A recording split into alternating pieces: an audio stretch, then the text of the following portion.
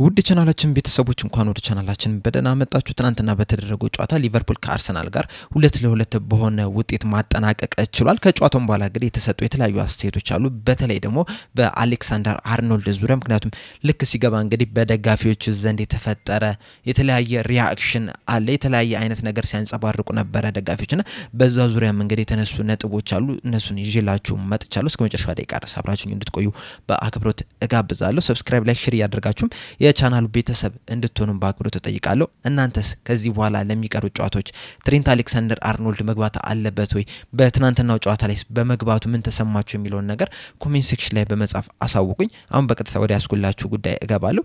በመጀመሪያም የምንመለከተው አሰልጣኝ አርነ ስሎት የተናገሩትን ይሆናል። አሰልጣኝ አርነ ስሎት እንግዲህ ስለ ጨዋታው ምንድነው የተናገሩት? ጨዋታው በጣም ምርጥ የሚባል ነበር። ሁለት ምርጥ የሚባሉ ቡድኖች ያደረጉት ጨዋታ ነበር። በጣም ምርጥ የሚባል ጨዋታን የተመለከተን ይመስለኛል ብሎ ስለ ሊቨርፑል ስላሳየው ፐርፎርማንስ ሲናገሩ ደግሞ በፈርስት ሃፍ ላይም ሰከንድ ሃፍ ላይም እንግዲህ 15-20 ደቂቆችን ያህል በጥሩ ሁኔታ መጫወት ይችላል። ፈርስት ሃፍ ላይ ከተመለከተን እንግዲህ በተከታታይ ግቦችን ማስቆጠር ይችላል። ኳሱን በደንብ መቆጣጠር ይችላል ነበር። ወደፊትም ስንሄድ በጣም ጥሩ ሆነ ነበር። በካውንተር አታክም ስንሄድ ነበር። ነገር ግን ደግሞ አንዳንድ ትንንሽ የሚቀሩ ነገር ነበር። በተለይ ደግሞ አጨራረስ ላይ የሁለተኛው አጋማሽም ከተመለከተን እንግዲህ ስንጀምር ጥሩ አይደለም የጀመርነው የነበረው። እነሱ የተሻለ እንቅስቃሴ ማድረግ ችለው ነበር። ምናልባትም እንግዲህ ዋንጫውን ማሳካታችንን ስላረጋገጠን ትንሽ መዘናጋት የታየብን ይመስለኛል። ነገር ግን እንደዛም ቢሆን ተጫዋቾችን ቀይረን ካስገባን በኋላ በተለይ ደግሞ ዲያጎ ጆታን ቀይረን ካስገባን በኋላ እዛው በእነሱ ግብ ክልል ላይ ተጫዋቾችን መቀማት ይችላል ነበር። ከዛ በኋላ በተፈጠረ ነገር እንግዲህ የአርሰናል ተጫዋች በቀይ ካርድ መውጣት ይችላል። በተለያዩ ሙከራዎችን ልናደርግ ይችላል ነበር። ጎልም ማስቆጠር ይችላል ነበር። ነገር ግን ፋውል ተብሎ ቢሻልብንምና የተሻለ እንቅስቃሴ ማድረግ ይችላል ነበር የመጨረሻዎቹን 15-20 ደቂቃ። እንዳጠቃላይ ግን ጥሩ የተንቀሳቀስነበትም አለ። ትንሽ መስተካከል ያለበትም መዘናጋታችን በደንብ ትኩረት መስጠት ያለብንም ነገሮችን ተመልክቻለሁ ብሏል። በመቀጠልም ደግሞ አስተያየት የሰጡት በአሌክሳንደር አርኖልድ ዙሪያ ነበር። በጨዋታው ላይ እንግዲህ አሌክሳንደር አርኖልድ ኮነር ብራድሊን በ67ኛው ደቂቃ ላይ ቀይሮ ሲገባ የተለያየ አይነት ሪአክሽኖችን ተመልክተናል ከደጋፊዎቹ። አንዳንዶቹ ቡ ሲሉት ነበር፣ ሲጮሁበት ነበር። አንዳንዶቹ ሲያጨበጭቡለት ነበር። አንዳንዶቹ ደግሞ ጭራሽም ዝም ሲሉ ነበርና ያ ነገር እንግዲህ የተለያየ አይነት ሪአክሽንን መፍጠር ይችላል። ከዛ በተጨማሪም ደግሞ እሱ ሊገባ ሲል እንግዲህ የሊቨርፑል ደጋፊዎች የዘመሩት ዝማሬ አለ። አንደኛው የስቴቨን ጄራርድ ነው፣ ሁለተኛው የኮነር ብራድሊ ነው። ይህም የሆነበት ምክንያት ስቴቨን ጄራርድ ሙሉ ህይወቱን በሊቨርፑል ነው የተጫወተው፣ ምናልባት ያቺ 2 አመት በኤልኤ ጋላክሲ ከተጫወተው በስተቀር ማለት ነው። በዛ ምክንያትም እንግዲህ እሱ ታማኝ ተጫዋቻችን ነው የኛ ነው ሲሉ ሲያሞግሱት ነበር። እንደዚሁም ደግሞ የአርኖልድ ተተኪ የሆነው ብራድሊ ነው በሚል ደግሞ ስለሱ ሲያዜሙለት ነበርና ይህም እንግዲህ ከአርኖልድ ለመለያየት አይነት ነገር ነው። በሱ በመሄዳቸው እንግዲህ በጣም ብዙ ሰው ተበሳጭቷል፣ በጣም ተናዷል። ነገር ግን እንዴት ነው መናደዳቸውን የገለጹት የሚለው ነገር ግን በጣም የተለያየ ነገር ነው የሆነው። በጣም ሲጮህበት የነበሩ አሉ፣ ቡ ሲሉት የነበሩ አሉና ያ ነገር በተለያዩ ሰዎች ዘንድ እንግዲህ የተለያየ ሐሳብ እንዲነሳ አድርጓል። አንደኛውን ሐሳብ የሰጡት እንግዲህ አሰልጣኝ አርነ ስሎት ናቸው። ምን ያህል ደጋፊ እንደጮህበት ምን ያህል ደጋፊዎች እንዳጨበጨቡለት በቁጥር አላቆም። ነገር ግን ደግሞ የተለያየ አይነት ሰው የተለያየ አይነት ፊሊንግ ይኖራል። እንደዚህ ነው ማድረግ ያለባችሁ ብዬ እኔ መንገር አልችልም። ያጨበጨቡለት አሉ፣ የጮህበት አሉ። ለምን እንደሆነ ግን ያው ሁሉም የምናውቀው ነው። ምክንያቱም እንግዲህ ምርጥ ተጫዋች ነው። ምርጥ ተጫዋች ከክለብ ሲለቅ ደግሞ የተለያየ አይነት ፊሊንግ ሊኖር ይችላል። እናም ያንን ነገር እንግዲህ ደጋፊዎቹ ራሳቸው በተሰማቸው ነገር ገልጸዋል። እኔ እንደዚህ መግለጽ ነበረባችሁ ብዬ ግን መናገር አልችልም ብሏል። አያይዞ ምንድነው የተናገሩት? እሱም እንግዲህ ከሊቨርፑል እንደሚለቅ ሲናገር እንግዲህ እንደዚህ አይነት ሪአክሽኖችን እንደሚገጥሙት ጠብቆ ነበር። እናም ዛሬም በተቀበሉት አቀባበል እንግዲህ ምንድነው የተሰማው የሚለውን ነገር እስካሁን ድረስ እንግዲህ አላናገርኩትም። እማቀው ነገር የለም፣ ገና ማናገር አለብኝ ምንድነው የተሰማ ስለሚለው ነገር። ነገር ግን ይሄን ጠብቆ ስለነበር ያን ያህል ይገረማል ብዬ አላስብም ብሏል። በመቀጠልም አስተያየት የሰጡት ደግሞ በቀጣይ ጨዋታዎች ላይ ኢንቮልቭ ስለማድረጉ ነበርና በሰጡት አስተያየት ምንድነው ያሉት? ቀጣይ ጨዋታዎች 2 ናቸው እየቀሩን። በእነዚህ 2 ጨዋታዎች ላይ እንግዲህ እሱ ከገባ ምናሸንፍ መስሎ ከታየኝ አስገባዋለሁ። ምክንያቱም እንግዲህ የሊቨርፑል ኃላፊዎች እኔን ወደዚህ ያመጡኝ ጨዋታዎችን እንዳሸንፍ ነውና ባሉኝ ተጫዋቾች ተጠቅሜ እንግዲህ ጨዋታዎችን ማሸነፍ ነው የምፈልገው። አንደኛው ተጫዋች ደግሞ ትሬንት አሌክሳንደር አርኖልድ ነው። አርኖልድ ደግሞ በአለማችን ላይ ከሚገኙ የቀይ መስመር ተከላካዮች መካከል እንግዲህ አንደኛው ነው። በጣም ምርጥ ተጫዋች ስላለኝ ጨዋታውን በሱ ማሸነፍ ካለብኝ እሱን አስገባዋለሁ ብለዋል።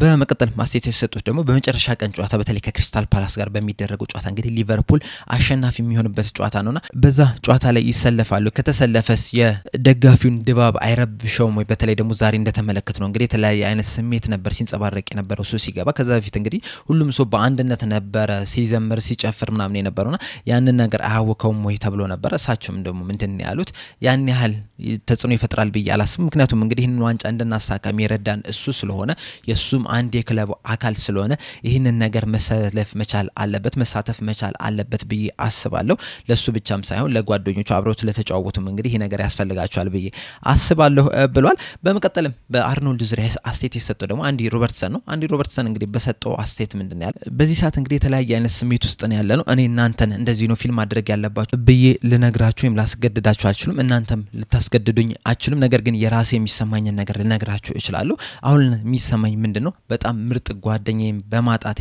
በጣም ነው የማዝነው ሁሉንም ነገሮች አብረን ነው ያሳለፍነው በጣም ምርጥ የሚባል ሰው ነው በጣም ምርጥ የሚባል ተጫዋች ነው በጣም ምርጥ የሚባልም ጓደኛዬ ነው ይሄንን ስነግራችሁ ደግሞ ከልቤ ነው በብዙ ነገሮች ረድቶኛል አሁን ላለሁበት ደረጃ አንድረስ እንግዲህ የሱ አስተዋጽኦም እንግዲህ ከፍተኛ ነበር እርስ በርስ ፑሽ እየተደራረገን ነው እዚህ መድረስ የቻልነው ይሄ ተጫዋች እንግዲህ በጣም ድንቅ የሚባል ተጫዋች ነበር በሊቨርፑል የሚያሳልፈው ነገር እንግዲህ በጣም የሚያስደንቅ ነው ይሄንን ነገር ደግሞ ባሳካው ነገር ማሳየት እንችላለን እና ይሄንን ምርጥ ተጫዋች እንግዲህ በማጣታችን እኔም ጓደኛዬን በማጣቴ በጣም አዝናለሁ እንደዚሁም ደግሞ በደጋፊዎቹ እንደዚህ አይነት በጩኸት ሲቀበሉት ማየት ደግሞ ትንሽ ያሳዝናል ነገር ግን ውሳኔውን አሳልፏል ከሊቨርፑልም ይለቃል በጣም ግን እንናፍቀዋለን ብሏል በመቀጠልም አስተያየት የሰጠው ደግሞ ጂሚ ካራጋር ነበር ጂሚ ካራጋር በሰጠው አስተያየት ምንድነው ያለው በጣም ተገርም ያለው እንደዚህ ሲጮህበት በማየት ምክንያቱም እንግዲህ ማንኛውም ተጫዋች የሊቨርፑልን ማሊያ እስካደረገ ድረስ ለሊቨርፑል ጨዋታ ለማሸነፍ እስከጣረ ድረስ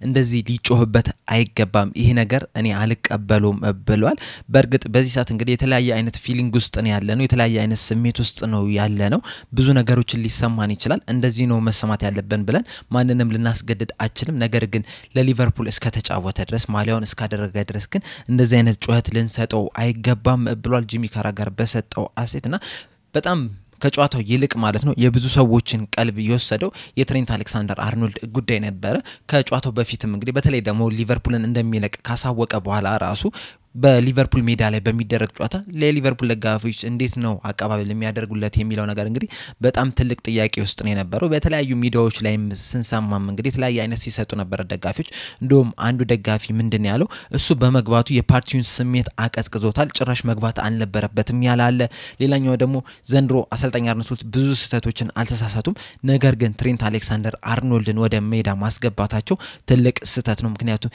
የደጋፊዎችን ድባብን የቀየረው ትሬንት አሌክሳንደር አርኖልድ ከመግባቱ በፊት እንግዲህ በጣም ለየት ያለ የድጋፍ ድባብ ነው ነበር የፓርቲ ስሜት አይነት ነው ነበርና እሱ ከገባ በኋላ ሲቀየርም ግን የደጋፊዎቹ ሐሳብ የተለያየ አይነት መሆን ይችላል አንዳንዶቹ ሲጮህበት ነበር አንዳንዶቹ ሲያጨበጭቡ ነበር አንዳንዶቹ ዝም ብለው ነበርና ጭራሽ ይሄንን ተጫዋች ማስገባት አልነበረባቸውም ያሉ አሉና እና አብዛኛው ትኩረት እንግዲህ ወደ አሌክሳንደር አርኖልድ እንዲሆን ሆኗል ደጋፊዎች እንደባብ ከተመለከተን እንግዲህ አንድ ይዘውት የወጡት ባነር ነበር በዛ ባነር እንግዲህ ትንሽ የሚያዝናና ነው በባነሩ ላይ እንግዲህ የሚኬል አርቴታ ምስል ይታያልና ሁሉ ጊዜ ሚዜ ትሆናለህ እንጂ ሙሽራ አትሆንም የሚል ያለውና ትንሽ የሚያዝናና ነገር ነበር በተለይ ደግሞ ይሄን ሰሞን እንግዲህ ተው አሴት አለ እድለኛ ስላልሆነን ነው የተለያየ ምክንያቶችን እየደረደረ ነው የሚገኙና ያንንም ነገር ለማጽባረቅ ይመስለኛል ይሄንን ባነር ይዘው የወጡትና በአጠቃላይ እንግዲህ ለየት ያለ ድባብ ነበር አርኖልድ እስከሚገባበት ሰዓት ድረስ ማለት ነው ጨዋታውም እንግዲህ ያን ያህል ብዙም የሚያዝናና አይነት አልነበረም በሊቨርፑል በኩልም እንግዲህ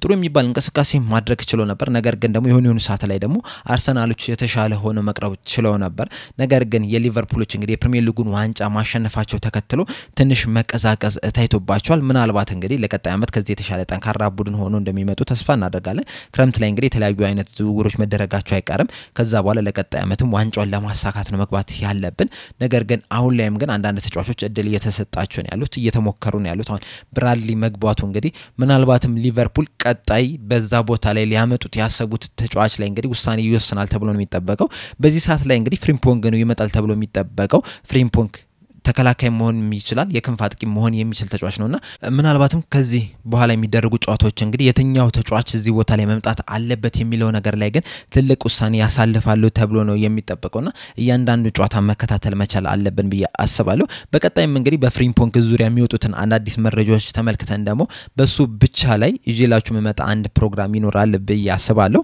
ለአሁን ግን እዚህ ላይ አበቃው በቀጣይ በሌላ እስከምንገናኝ ድረስ ሰብስክራይብ ላይክ ሼር ማድረግ እንዳትረሱ ቻው